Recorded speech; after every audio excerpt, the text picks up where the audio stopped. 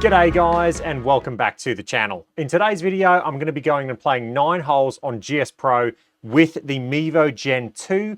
This is going to be my personal experience with the unit in my environment. This is a radar-based unit. And so what does that mean? That means that this unit is predominantly using radar to track the golf ball in an indoor environment. Now, there's a lot of things that can and will go wrong with radar inside. If you look at their website, they list a lot of things that could potentially cause interference. So you've got to be really aware of your environment before purchasing this device to use inside. Things like projectors, PCs, any fans that you've got going, if you've got fridges in your room, fluorescent lights, if you're using this thing in a predominantly metal environment, all of those things, can and will cause interference with radar. So you've just got to be really aware before you purchase a radar-based unit indoors that your environment is very clean. The other thing is, with this unit, setup is everything. And so I've gone through the FlightScope application before I connected it to GSPro. I made sure this thing was perfectly aligned. I've got it to the perfect height, etc. How did I do that easily? I used this. So I've been sent a couple of these stands from Claire's Prints, and these are the Mevo Gen 2 launch monitor stands. These things are fantastic because you can use these. They've got like a tripod essentially, and so you can individually adjust each leg to make sure this thing is set up perfectly. And it's also got a built-in laser that aligns with the camera, and so you've got this laser going straight through where the camera is on the unit, and so you can align it perfectly with your screen. I'll link these in the description. Massive shout out to Claire and David for sending me 2 of these. This one is going to be given away on the channel, so stay tuned. I'll let you know how you can have a chance to win this.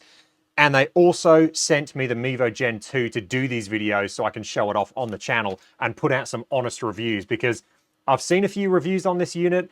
They're all glowing, and I just want to make people aware with a radar-based unit comes a lot more management. You're going to have to really manage this thing in your environment. So just be aware of that. So let's jump in. I'm just going to show off the connector first. So I'll pull up the connector now.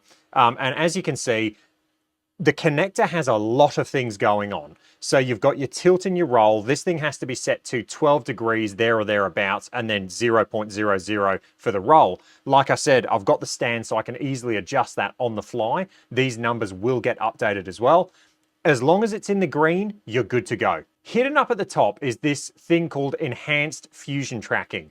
What that means is, this is a radar-based unit, like I said, but FlightScope have their patented fusion technology, and essentially all it means is they're going to use the camera on the device to help the radar, or help the unit assess spin axis. Now, this is exactly what TrackMan do with their units. TrackMan 4 indoors, it supplements with the camera, and essentially all it's doing is it's going to look, go big screen. So essentially what this fusion tracking is, and it's all patented so we don't know, but TrackMan explains it. And essentially what they do is they use the camera to assess where on the club face the ball was struck, and then they apply an algorithm to essentially make sure gear effect is correct. With radar-based units indoors, the biggest issue is they have limited ball flight. And so if you tow a golf ball, the club face is going to gear open, the golf ball is going to start way right. And, with single base radar units like the Garmin R10, the old versions of TrackMan, essentially, they would see that golf ball taking off right and it would slice off the planet. We all know, though, with gear effect, that if you hit the toe, yes, the golf ball does start right, but it gears back, it draws back to the fairway because of the spin imparted from that toe shot. And so all they're doing is they're using the camera, and bear in mind, the unit's going to be looking at it from this view, and it's going to try and assess where on the club face the golf ball was struck to essentially add an algorithm for gear effect. How good is this? To be honest, I've used TrackMan 4 indoors a lot, and it gets it wrong. So do I expect the Mevo Gen 2 to be perfect? No, I really don't. This unit, I'm going to say this over and over and over and over. If you are looking to buy a unit for indoor use only, do not get a radar-based unit. Go and get a photometric-based unit. If you're someone who needs left and right-handed players and you have a very, very, very tight budget, that is going to be, for me personally, the only use case for this unit for someone that's playing their golf 100% of the time indoors. This unit for me is made for someone who plays 80, maybe let's go 90%, 95% of their golf outdoors on the driving range and, you know, using this thing for practice. And then the odd occasion when it's raining outside, you can come inside, put it down and hit some shots and still get some practice. That for me is the use case for this device. If you're going to get an indoor simulator and use it 100% indoors, I do not recommend a radar-based unit. There's just so many limitations. There's so many issues that can go wrong. You're going to be managing the device. You're going to be managing your environment. Just trust me. Radar is an amazing technology for certain aspects, but for indoor simulation, it's not going to be the best technology to use. Okay, with that said, I'm going to stay positive with this unit because I want to give it the best shot. So looking at this connector, you've got normal, chipping, and putting. And this is what I mean. Radar-based units are going to need to adjust the parametrics of the radar depending on what mode the unit is in or what you want it to do. So for normal mode, the parametrics of the radar are going to be set for something that's going to be moving really quick. The golf ball is going to be moving quick, whereas putting, the golf ball is going to be moving a lot slower. And so they're going to need to adjust the parametrics of the radar to tell the unit, hey, you're looking for something slow moving now, as opposed to something really quick. So you've got these three modes: normal, chipping, and putting. If we go over to the settings tab, this is where you're going to tell the unit, I want you to change to chipping mode when you are 20 yards and in from the green. That's what it's default to. The other things you've got in here are your sensor to tee. So I've got 7 feet from my unit to my ball when I'm hitting, chipping, or putting, and then my ball to screen is going to be 9 feet. Surface height is set at 0 inches, and that's because I do have the stand that allows me to raise the unit up. You've then got your height for your driver tee. It's default to 1.5 inches, and that is there or thereabouts how high I tee my ball. Over on the right-hand side, you've got advanced settings, caution, ignore 45-degree spin axis. I have this selected because I've hit a few shots with my driver and I've seen a negative 45 spin axis, so it hooked off the planet. So I've just got that selected. As for all of these other ones, I'm just going to leave them for now. Ignore estimated iron shots. We might actually select that. We don't want to see estimated iron shots. Enable estimated spin correction. See, this is the indoors spin is going to be hard for the unit to get. I am using RCT golf balls, so it should help the unit with the backspin. However, if you've got a driver and the golf ball's moving at 160 plus miles an hour, you're going to need more room from your ball to screen for the unit to capture the number of revolutions it needs to actually get spin correct. So spin correction, FlightScope offline calculation. Let's just leave that as it is. We're using Titleist RCT golf balls today, like I said. And then in the camera's in fusion modes. You can disable it to make adjustments. We'll leave it in fusion mode. And then you do have a couple of videos. So you've got a how-to video and a user's guide. That is the connector. Very, very in-depth. Okay, so with that said, let's jump in today and let's go play 9 holes at Friar's Head. This is designed by T-Squared. He's an amazing designer on GSPro. For the match settings, we will leave it as pretty much my standard. Putting assistance I will have turned on. And then for the holes, we're just going to go and play. Let's play the front 9 at Friar's Head. Okay. Come on, Mevo. I've got hopes. I do have hopes for this unit, but radar-based units indoors, I mean, look, anything can happen. Okay, we've got Titleist RCT golf balls in play. And I will be warming up through this round. So this first tee shot, I mean, look, let's just hit it's going to be like a hybrid down there, I think. Actually, let's hit a forward, just so I can just do a nice, easy forward swing to start the day. Now, I do have driver selected, and if I was to hit this with driver selected, I'm hitting a forward off the deck, it wouldn't actually register the shot, because the unit's looking for a golf ball that's sitting 1.5 inches high off the ground. So very important, if you're not going to hit driver, you do need to select a different club. Okay, we roasted it. Really nice shot. Baby draw down the middle. And yeah, really happy with that. Cool. Everything, I mean, that looks good so far. All of that data looks good. Okay, we got 104. We're almost 10 yards uphill. So 113.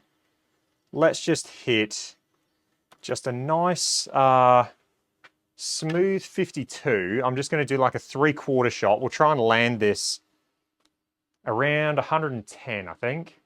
Let it roll out a little bit. Oh, that's gone 116. That's got to sit. Okay. I just hit that way too good. That's going to leave a massive downhill putt. Now, I did set Stimp 13. Good. I am calibrated on Stimp 13. Look, putting with this unit, we'll hit a putt and we'll talk about it. You cannot use the RCT golf balls as well when you putt with this unit. You've got to, they advise using just regular golf balls.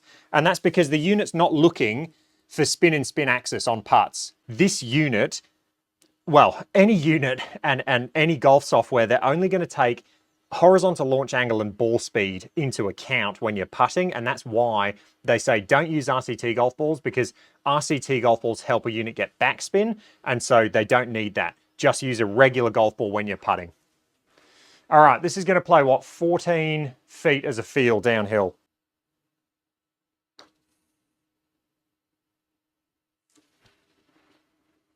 Go.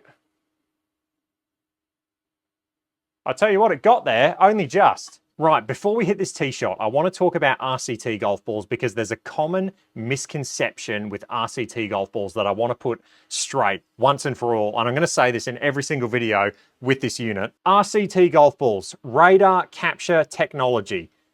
These golf balls, they only help radar units with backspin. These have no effect whatsoever on helping the unit with spin axis. Spin axis for a radar-based unit indoors is going to be the hardest thing to capture.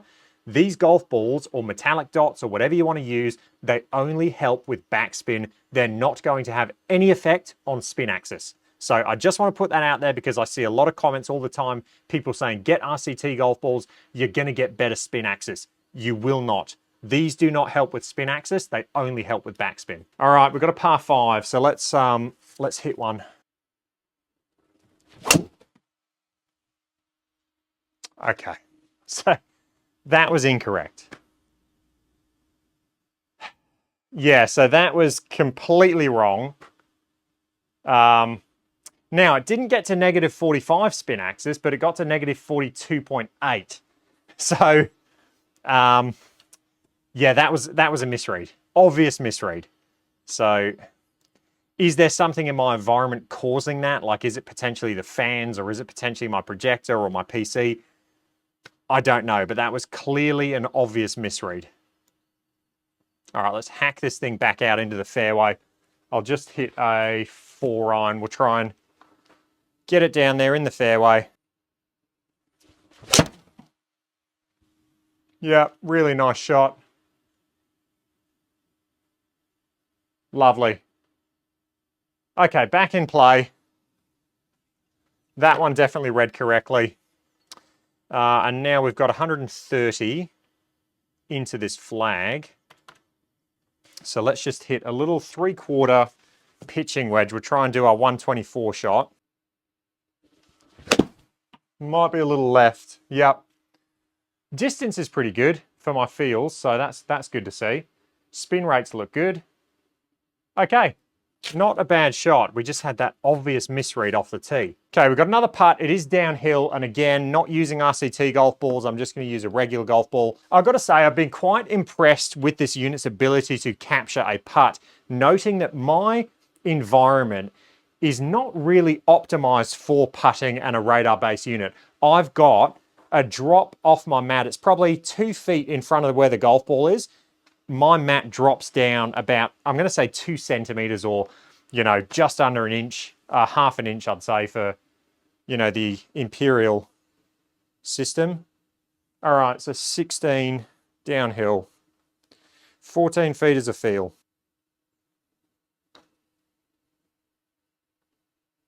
Okay. Now, what you're going to see today, and I wanted to show this off, is that all of my putts, if I was to putt normal, apart from that previous hole that was like dead downhill, everything will come up short. There's a reason for this. Radar base units, even though this is using the camera, so it's using the camera for a lot of the putting metrics, that's what they've said. They've orientated this device to make the camera higher so it can see the actual ball. Even though it's using that, it's using its radar.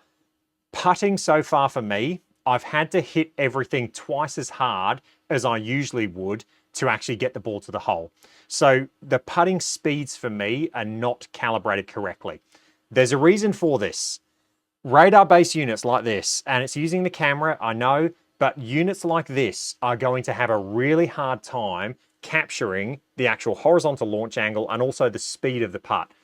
So what they've done essentially to help this unit with shorter putts is actually decrease the sensitivity. So you need to hit the ball twice as hard. And so in your real world environment, the ball is going to be traveling a lot further than it would in the game in GSPro. This is to help the hardware. It's to help limitations in the hardware actually capture the ball correctly. Is that going to get fixed or is it going to get tweaked? Potentially, they might tweak it a little bit, but I think what this unit is always going to have is you're always going to have to hit the ball twice as hard or there or thereabouts to actually help the hardware pick up the golf ball. Units like this, and I'll do my official putting test on those 2-foot putts, 3-foot putts, 4-foot putts, it's not going to capture them. You're going to have to hit it about 10 feet plus in your sim room for the unit to actually capture those putts. So this putt, I've got 5 feet. I'm going to aim just inside the left edge there because it is a little bit left to right. And I'm going to hit this as if I'm hitting a 5-footer with any of my other units. The GC3, the Pro T, the Golf Joy, the iMini. I'm just going to hit it like I would for those units, a 5-foot putt feel. So those units, I'd be hitting them about that hard. So the golf ball travel in my room has gone, I mean, just about 5 feet. 2, 3, it's gone 4 feet in my room. I've got size 13 shoes. So there or thereabouts in my room, my stimp's about 10 to 11. This is stimp 13 in the software. So I've hit it quite hard. I've definitely hit it with enough pace for the golf ball to go into the hole. Let's put it that way. Now I'm going to do that again. I'm just going to do a normal 5-foot feel. And I'm not going to cut any of this so you guys can see. So again, that's a 5-foot feel. The golf ball's ended up in the same spot. The unit hasn't captured it. So with this unit, you're going to have to hit things. And I've only used this unit for, a few days, but what I've kind of learned is you need to hit it about twice as hard. So if I hit this with a 10-foot feel now, and this just feels so wrong, but I've hit it there, that golf ball's gone, I'd say not 8 feet in my sim room, and the unit captured it, and it looked like it was about a 5-foot feel. So you're going to need to hit your putts hard, essentially. And it's not really going to match up with real life or real world experience. You might, when you get on course, you might be hitting all your putts like way long.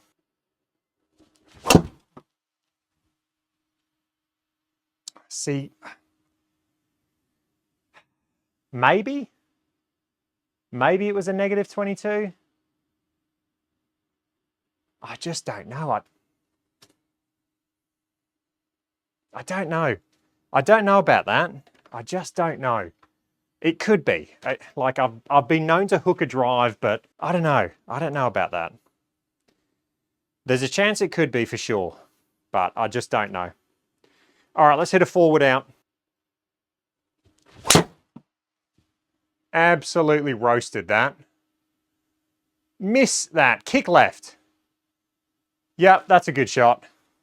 Really nice out there. And all of the metrics there looked really good. 31. Let's try and hit this about 25-ish then. It's slightly uphill when it gets to the flag. So about 25 should be good. 23. Yeah, that's a lovely shot. So behind the scenes, what's going on now with this connector is it's going between these modes, and it does seem to be doing it quite seamlessly. It's doing a really good job. So inside 20 yards, well, that was actually 31, so I don't think it would have ticked into chipping mode. Chipping mode's more for those really short little chip shots. Okay, non-RCT golf ball, and we've got 7, so 9 feet. So I'm gonna hit this like an 18-foot feel. Let's go 18 feet and hopefully it gets there.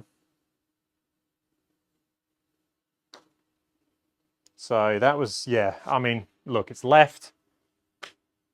Yeah, look, putting, it is what it is, right? I've spent, yeah, it is what it is. I think, look, if I was getting this unit with the hopes of having a really good putting experience, you're going to have your setup optimized completely. And even then, the ball speed's going to be wrong. So, look, I don't know. If you're looking to get a full simulation experience, you're going to have a lot easier of a time if you just get a photometric base unit. I think potentially this unit can do putting. Is it the best at putting? Absolutely not. No way. And I don't think it ever will be. Oh, I hit that so bad. No good there. All right, we're going to have a bunker shot, which is going to be good because I'll get to show off a bit of chipping. So we're going to hit like a flop shot essentially out of this bunker, and it'll be interesting to see how this unit goes. So we're on a massive upslope, 31 yards, so we're going to have to hit this quite hard out of the bunker. Perfect shot, and it registered. Okay, still left ourselves 17 feet. And this is where, again, you're going to have to smash this putt now. So it's 20 feet as a feel, and I just don't know if it's a linear scale. So the short putts I've got to double. Does that mean I need to double this putt? 20 feet. I'll hit it about 30 feet as a feel. Let's go with that.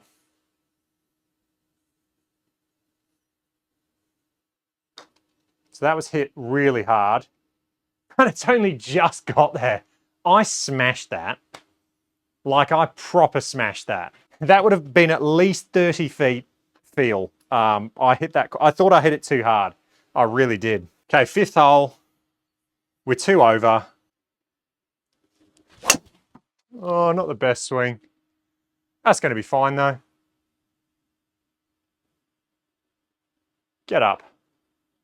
I tell you what. We can't be upset with that. Stay on the green. Might just roll off the front. No, we're on the green. We've got a long putt now. This is going to be tough. 58 feet up this massive slope. Putt breaking all these different ways. So I think we have to aim it a bit there and it'll come back at the end. So 58. I mean, how hard am I going to need to hit this? It's going to be like 100 foot as a feel. Let's just smash it and we'll see what happens. I absolutely hammered that. And see, this is what I mean from when you have a longer putt, I think the unit can register the higher ball speed. So I don't think it's a linear scale. Yeah, you'll get used to it. You'll definitely get used to it, but you're going to be practicing incorrect feels with putting. So it's not really going to help you, I guess, is what I'm trying to say. All right, let's hit a flop shot now. We got 10 yards. And that registered nicely. We've left ourselves a putt for the par. So 8 feet. I mean, look, your guess is as good as mine. Let's go like 16 feet as a feel. Okay, we made one. I do not like that feeling, having to smash those putts, but it's hardware limitations. Okay, let's hit a good drive. Smashed it. Oh, you're kidding. I hit that so good and it didn't register. I wonder why. Has the mode... it says shot ignored. Spin. That must have been a negative 45 spin axis then. All right, we'll go again. At least it did ignore the shot. You know, that they're built in there that if you don't have a good spin axis, then don't send it through. And you'd rather that happen. If it has a dodgy spin axis, just don't send it through. Nah, there's no way. Nah. That should have been drawing. 100% that should have been turning a little bit right to left. I do not believe that. Again, gear effect, radar base units are always going to struggle. It doesn't matter if they have fusion tracking, radar base units are always going to struggle with spin axis, especially as you get into the woods and driver. Okay, 170 out the rough. Going to come out slightly right, so we want to hit this about 160-ish, I'm going to say. So 168. I'm just going to hit an 8 iron. Such a nice swing. Beautiful shot. Really nice shot there. And look, all of that looks really good to me. I will, of course, be testing this against the GC3, so stay tuned. And I think that's where we'll see some discrepancies with the longer clubs. Right, 16 feet.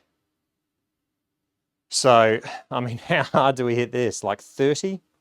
Let's go 30 feet as a feel. A little bit left. Sit. Okay.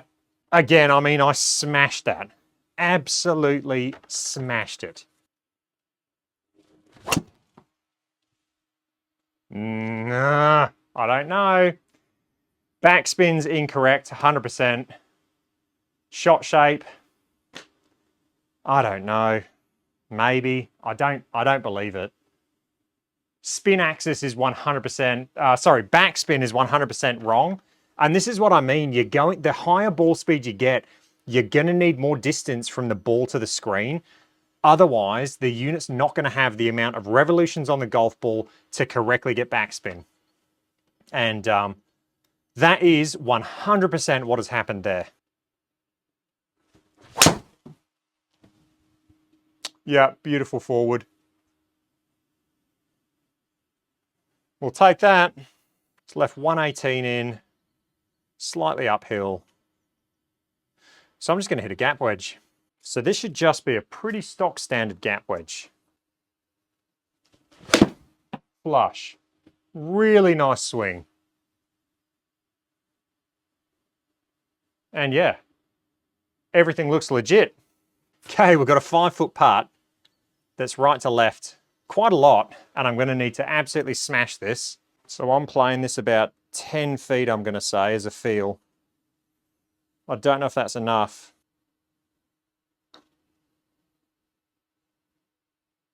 Oh, you're kidding. Okay. All right, we got 179 uphill. Yeah, how are we going to play this? 179, 180, 186. It's a tough shot for me. I'm going to hit a solid 7. And look, this is going to be short, but I'm going to try and play a little bit of a draw and try and squeeze a bit of distance out. This is most likely going to come up short, middle of the green. Flushed it. And it's drawing, so all of that checks out. Really nice shot.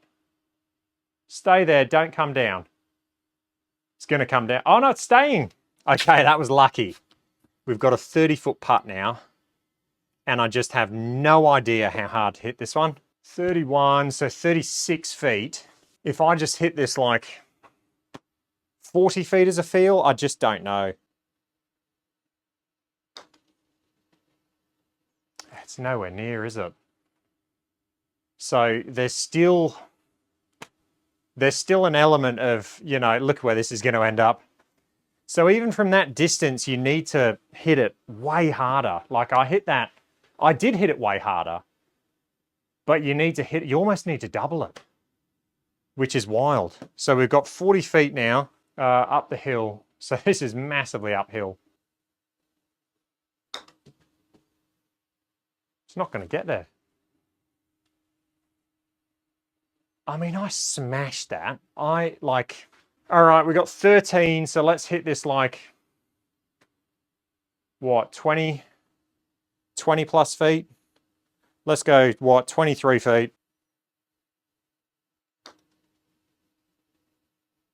Good for speed. Okay, that's a double bogey.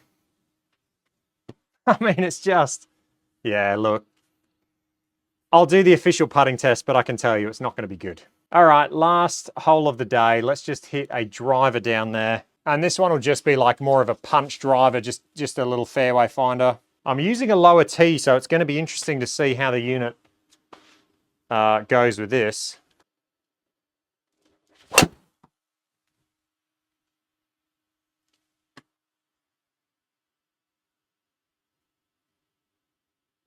Gonna have to do some testing.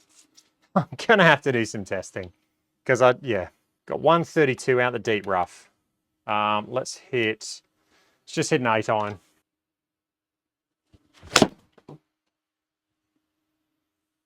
Flushed it. It's gone way too long. Sit.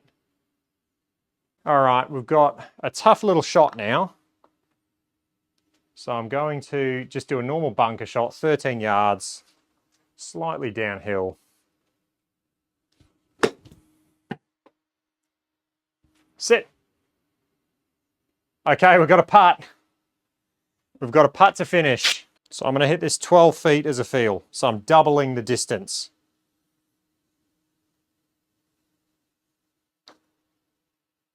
Absolutely smashed it. Look at that, straight in. That was the first look at the FlightScope Mevo Gen 2 on GSPro. Stats for the day. I mean, it just was not good for putting. Yeah, I mean, look, it's a radar-based unit. Yes, it does technically work with putting. However, they're overcoming it by severely messing with the ball speeds. I mean, you have to hit this thing so hard. It's like double the distance of the putt as a feel, and it's, yeah, I don't know if getting something like this is going to, I think for me, that would be a detriment to my putting experience. Like, I'd go outside on the course now and I'd be smashing everything.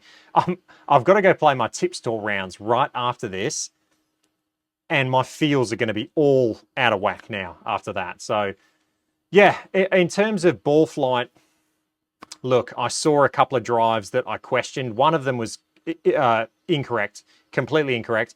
The other one, it's possible. Yeah, I don't know. Gear effect, again, with a radar-based unit like this is going to be, it's going to be tough. Even supplementing with camera, TrackMan 4 100% has issues with it. It's well documented. I have experienced it myself. So a Mevo Gen 2, yes, with their fusion tracking, their patented tracking, spin axis with the longer clubs, with your drivers and woods, because of gear effect, it's gonna get it wrong sometimes. It's just, that's what happens. Like I said, this unit for me is for someone who's gonna practice outdoors with it 95% of the time. On the odd rainy day, come inside, you can hit some golf balls, you can just go play auto putt. I wouldn't even bother with trying to do the putting at this stage. Yeah, let me know your thoughts down below. That's my initial impressions playing 9 holes with the Mevo Gen 2 on GSPro. Again, massive shout out to Claire and David. I will link these stands in the description. These are going to be good not just for indoors, but for outdoors as well, because outdoors, ground is going to be uneven. You can adjust these things and get it perfectly level, so you've got your 12 degrees and then your 0 roll. So that's perfect. Hope you enjoyed that. If you did, let me know. Any comments or questions, leave them down below, and I'll catch you guys in the next one. Cheers.